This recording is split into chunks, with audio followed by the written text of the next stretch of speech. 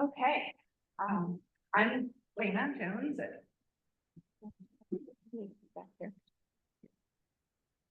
we go. Okay, I have a still life farm with my husband Andrew. He is currently up on our roof. We're doing some roofing. We're building a house. So he's not able to be here with me today, but our farm is on Lopez Sound Road. Keep going past the school from School Road where it turns into Lopez Sound Road, and it shares forest with Lopez Hill.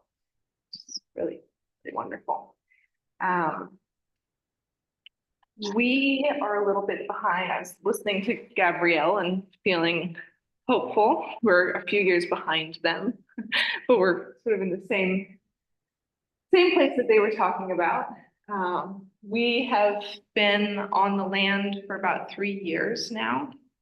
And I like to hear people's origin stories with farming because people can come into farming from so many different angles. So I thought I'd go way back and kind of start with, I guess, some of the influences. How did I end up farming? I grew up in Bellingham, and my father was a landscape designer there. And when we would go on walks, he would quiz me on all of the plants and trees and the Latin names of them. And I was not very good at it. And I was mostly interested in reading my book for most of my childhood and being outside too. But it really soaked in, and as I grew older, I could tell that all of those experiences with plants, all the time that I spent with him learning about all the different kinds of plants and watching him be so passionate about it and walking through the gardens that he had created, that really stuck with me. That was really influential. And then another big part of it was that my godparents, so my dad's best friend from childhood, he grew up in Ohio, and my godparents lived in Wisconsin, really close to Minneapolis, just on the border there. And they had a 300-acre organic CSA. And I spent quite a bit of time with them. And right after college, I wasn't quite sure what I wanted to do next and where I wanted to land. And I called them up and I said, hey, can I come work for you? And he said, well, we're full for the season. I said, oh, come on. You don't have to pay me. I'll just come and I'll work. And they said yes, because they had to, I think. And it was it was just an incredible summer. I worked really hard. The first week, they said, okay, we're going to pay you because you're working really, really hard. And there were 6 other interns on the farm, and it was 18 acres of organic vegetables, and we were packing boxes every week. And I was outside all day, and I went to bed at 6 o'clock because I was so tired. And I learned 2 things. One was that I really wanted that in my life in some form, and also that I did not want to grow vegetables. So I carried that with me, and I ended up working in publishing for a few years. I lived in New York City. I then moved to Port Townsend and worked for the poetry publisher Copper Canyon Press. And then I went to graduate school and I got my MFA in creative writing. And all the time I sort of in the background knew that I wanted to end up working on the land in some way. And my husband is from Pennsylvania. He comes from a farming family. His parents weren't farmers, but his grandparents, his great-grandparents, his great-great-grandparents, big, large-scale agriculture, corn, soybeans, mushrooms. There's a lot of mushrooms grown out there. And so he spent a lot of time in that scale of agriculture, and similarly knew that he wanted to be working on the land. He also did not want to work in vegetables after spending many, many summers picking sweet corn. And so we knew that was where we wanted to end up. And while I was in grad school, we took a farm business class for a year. I was in Illinois, and my husband decided that he was going to acquire all the skills that he could while we were trying to figure out where we wanted to land. He grew up on farms where a lot of people didn't know how to do electrical work. They didn't know how to repair machinery. And he felt like he often ended up in situations where it wasn't as safe because people didn't really know what they were doing, but they had to do something. So he went to night school. He learned how to weld. then he worked as a welder. He went to electrical school. He learned how to be an electrician. Then he started working with machinery, and he worked for a Oxbow, which is a specialty tractor manufacturer when we were up in Bellingham. And so he acquired all these really hard skills. And the whole time that he was doing that, I was growing things. I was planting every square inch of every lot we ever had, rental houses that we were only staying in for 6 months. We would plant the whole garden out. I was growing seedlings on little basement corners and learning how to work with the tiniest of seeds, really small flower seeds. And I just really loved that work. And so we eventually, I guess, accepted the fact that we were not going to get out of the Pacific Northwest. That was probably where we were going to be. And we got really lucky, and a college friend of ours, Brooke Brower, connected us with the farmland that the Lopez Community Land Trust had just put up for proposals. So we applied to farm that land, and we were selected for it. And so this is what it looked like when we first came out. It had this one little shed that was falling down, and up here you can see my husband and two of our kids working, clearing blackberries, and that was how we got started here. So the property that we have was in agriculture for a long time, mostly hay, mostly grazing, and most of the buildings that were on it have fallen down. So there was a house, there was a barn, but all that's left is the little shed, which we were able to rebuild. That was one of our first projects. So we've been there for 3 years. You can see down here, this is the barn that we started work on this April. And it now has, well, it's closed in. It's about as far as it's going to get for now. And we've started work on a house. So that's what we're in the process of doing now. We just finished drying in the house. And this is the farm this past season, looking up from the field up towards the barn there. And then up in the corner, there'll be the house. And that's our first little greenhouse there. So that's what it looks like now.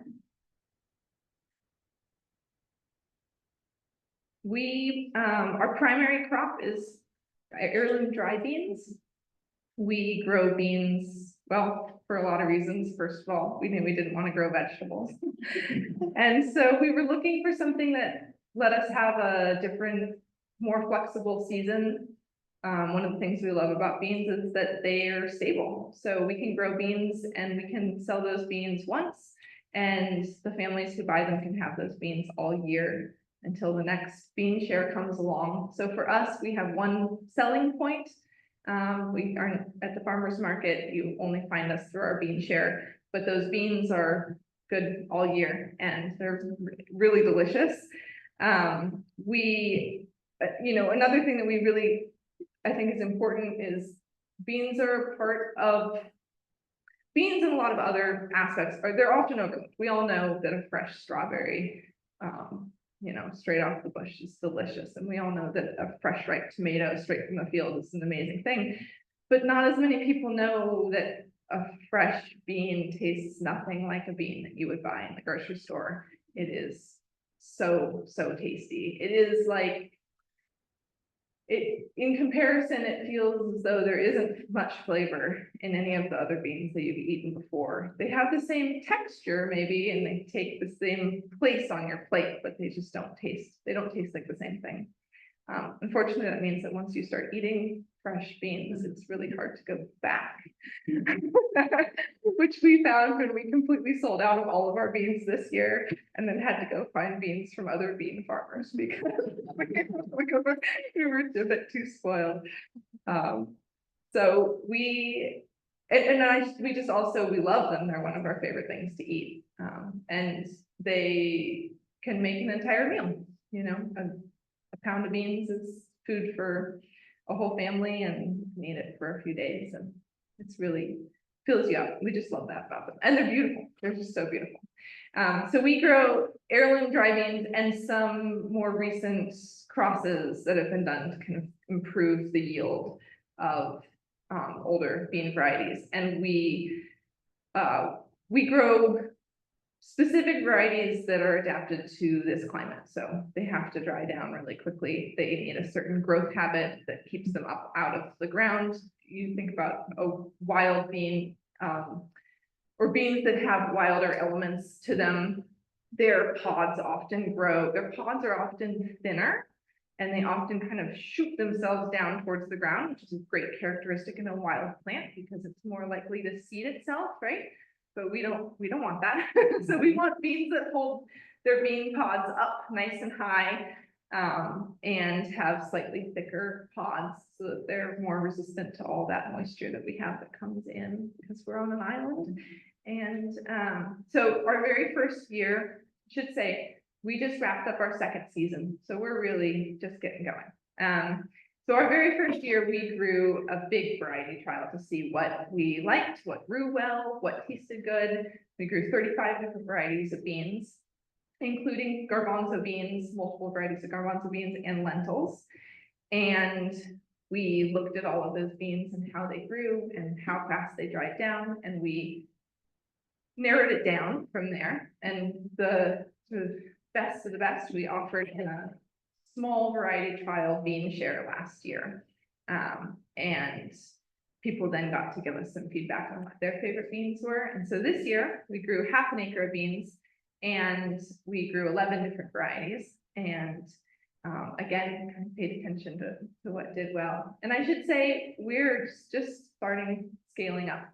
So we are doing everything pretty much by hand. We have a tractor which does some of our cultivation, but we're seeding with a push seeder at this point. We're harvesting by hand.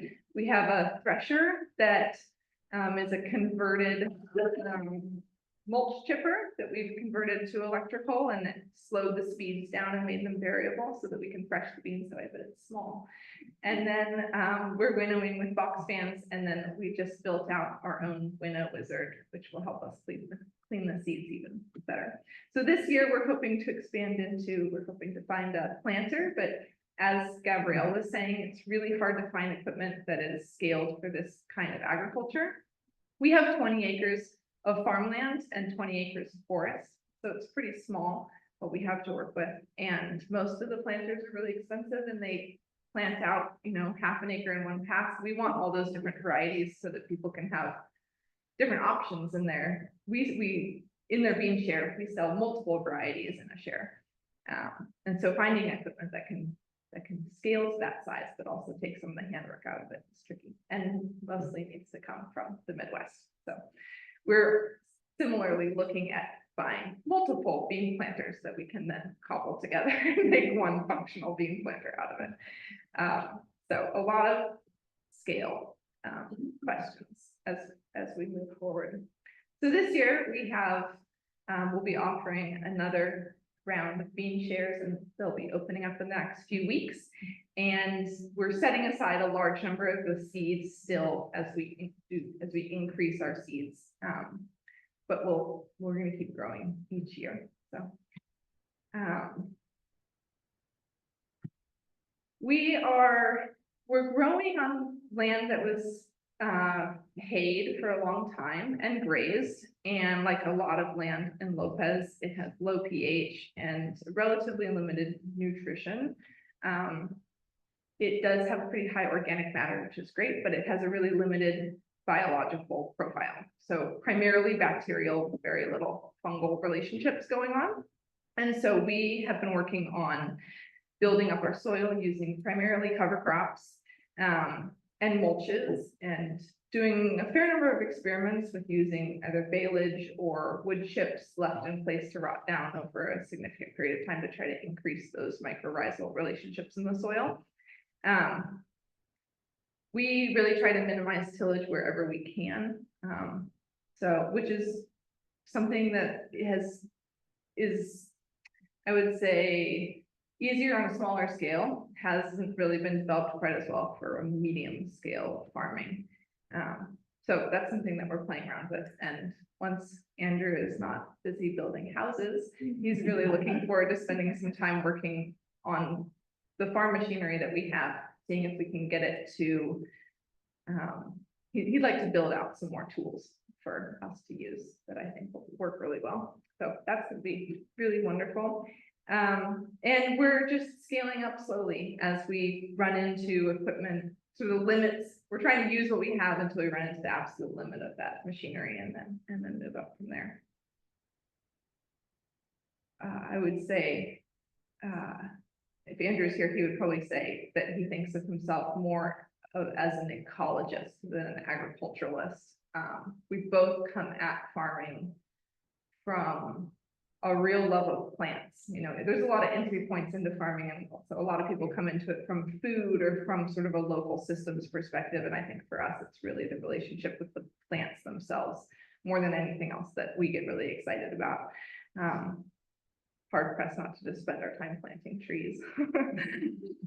So, and then I would say if I got into it for the plants, I'm probably staying because of the seeds. I just really, really love working with seeds. I was really delighted that Alea brought seeds today. They are, I think, one of the most important ways that we can shape our farming system moving forward, particularly with the changing climate. Seeds are this incredible tool for adaptation, and I'm just enchanted by them and the work that they can do. And so you'll notice that our primary crop is actually a seed, and we also are expanding into doing more seed work. So I had the pleasure of working with Brooke and Louisa Brower of Ferryboat Seeds this past year, apprenticing with them on their seed work that they do. They grew contract seed crops for large seed companies. And so I got to tag along and work with them and learn how all of their seed cleaning equipment worked and what their processes were. And as a result, we are taking on 2 seed contracts for them next year. So we'll be growing spinach and chard seed. And that is something that we hope to expand and do more work in seed growing in the future. And we also hope to, you know, as we get up and running, once we're a little bit more built out here, we'd really like to share some of our seed cleaning equipment, have times when people can come and clean seed with us on the farm. It's really a joy to work together on lots of seed. And in other areas up in Canada, they are really great about sharing seed cleaning equipment. They have trailers that go around to different farms because seed cleaning equipment is specialized in it. It's a lot to acquire and have just for your own home garden, but it really makes a difference. It makes it a lot easier to save and clean certain types of seeds. So we are hoping to be able to have some on-farm seed cleaning workshops in the future. Seeds are also just an incredibly tactile experience. My children are always sticking their arms up to the elbow in a bucket of seed, and it's really hard not to. I find them really pleasurable to work with. They're just so beautiful.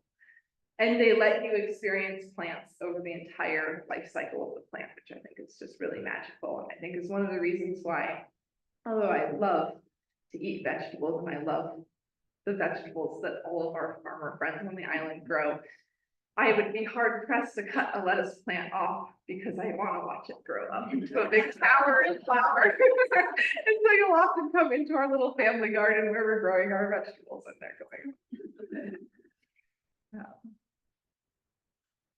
So I talked to you all in the spring about the vegetable starts business that we've taken on from Todd and Diane Goldsmith and Diane here. They grew veggie starts for Sunset for about 16 years, and they passed that work over to us this past winter. And so last year was our first year growing vegetable starts for Sunset. We also sold some starts at the San Juan Island through the Food Hub. And we also sell veggie starts to some of our local farmers who might not have the greenhouse space or even the time and attention in the spring to be cultivating these little plants. So we are working more and more on specializing in that. We have 1 greenhouse up, we're putting up 2 more this winter. We're working to really limit the amount of power that goes into these systems. So we're trying to build out really pretty resilient, minimally heated systems. And I love working with little plants. And it was really satisfying for me. This has been an incredibly busy year for us. I think I would say in 10 years of, you know, having children and moving and starting farming, I think this has been the busiest year we've ever experienced. And so we didn't always get everything planted out at our farm this year. And it was really amazing to me to think about all the plants that were in other people's gardens that I had grown from seed and had sent out into the world, and to hear so many people's feedback. Oh, I grew your broccoli and it tasted so great. I grew your tomatoes and they were delicious. That's just, I love that. And so this is just, we didn't know that this opportunity was going to come along. It was part of our original plan, but when it was offered to us, we couldn't turn it down. I've always loved to spend time in a greenhouse seeding tiny seeds. That's just my happy spot. So this next season, we're taking on the entire operation. We're going to be doing it out of our farm, and there won't be too many changes, but one thing I am working on doing is, now that I'm buying a really large volume of seed, I am working to bring all of that purchasing into our regional seed economy. So we have incredible seed farmers in the Pacific Northwest who are doing really important adaptation work. And it's important to me that I buy seeds from them, so that we support them, first of all, so that the seed is more regionally adapted and will do better in our climate. And then also trying to move somewhat away from hybrid seed wherever I can, for a couple of reasons. One being that hybrid seeds are often produced in overseas or in less than ideal working conditions because they require a lot of hand labor. And then also because if I sell you a hybrid vegetable, you can't save that seed without, you know, I mean, you could save the seed, of course, and you could start a very interesting dehybridization project that I would love to hear about. So, so go for it. But it wouldn't be true to tech. So if you grow out, so if I sell you a hybrid broccoli start and you say, hey, I love this broccoli, I want to save it, I let it go, you know, you let it go to flower and you save that. The hybrid is a combination of some two or more unknown parents that the seed company will never tell us who they are. And so the seed that you grow from that broccoli might produce interesting broccoli, might be delicious, might not be, but it won't be what you liked in that first round, right? And so I love the idea that you could buy starts, that you could save a seed, that you could, you know, then have that seed on hand. My husband says I'm working myself out of the business with approach, but I don't think so. I think that there's always going to be, you know, a need for people to learn about how to save their seed, and that's how you adapt vegetables to your specific climate. And it's just an incredible way to interact with your plants. So that being said, I'm doing a lot of variety trial testing on my farm. So I'm growing things out for multiple seasons. I'm buying in seed from a lot of regional seed, you know, 5 or 6 different broccolis to see which ones do well in our climate. I'm testing them in the spring, I'm testing them in the fall. And when I have one that I think is really great, then I'll bring it to them. So I've already been able to do that with some cabbages that are really special that I've trialed over a couple of different seasons. And a few other vegetables that I'm excited about. Perpetual spinach is one of them. So if you see it at sunset, pick it up if you haven't grown it before. It's like chard. It is in the chard family, but it's tender like spinach, and it will not bolt like spinach. So it's just really, and very good with fresh garlic early in the spring. And then beyond farming, we have 20 acres of forests and a lot of hedgerows and wild places that we're stewarding. And that is a big part of what we love about farming, is being able to be in the woods, being able to grow more native plants. So we're planting lots of hedgerows where we have a beautiful alder forest that we're working in. We have a big mixed, about 15 acres of mixed forest. We're planting lots of native wildflower meadows in partnership with the conservation district. We put in an orchard. We've been planting berries. Those plants in the bundle down there, elderberries, which are really made some delicious elderberry syrup this year. And so that's a big part for Andrew and I, that's a big part of what we do is, yeah, planting out the edges of the farm, making sure that something is always blooming, making sure that the land is always covered, that we have something is flowering year round. Yeah, and just having it be a wild place still, even though I was looking back at some of these photos and I was nostalgic for when it was just a big wide open field with nothing there. Of course, then I came across some of the photos of how there was old abandoned pits of water. Lots of pokey things and old bed frames and we found all kinds of things. So maybe not too much nostalgia for it, but trying to keep a lot of those wild edges to the farm and incorporate that into how we're farming.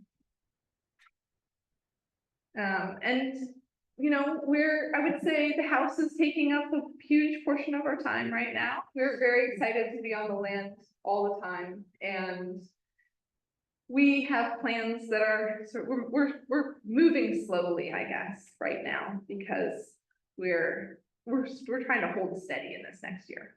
But we would really like to incorporate oats into our rotation for oatmeal.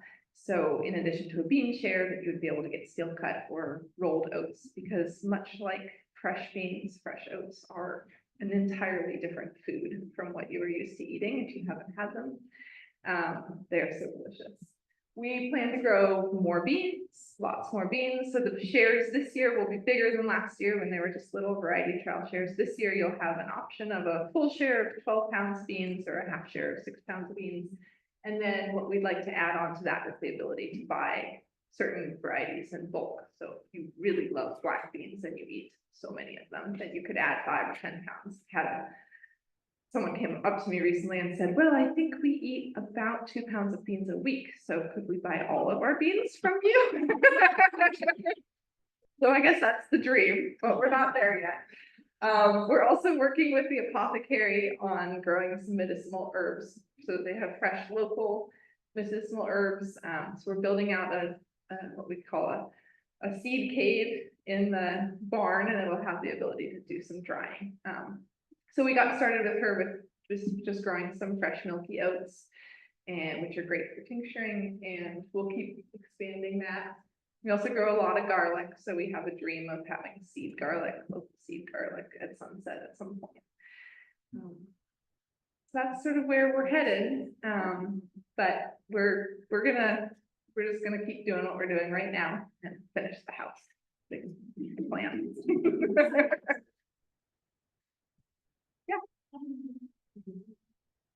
So if you go on our website, which is stilllifefarm.com, there's 3 L's in a row in there. So it's a little tricky when you type it in. There's a place to sign up for our newsletter.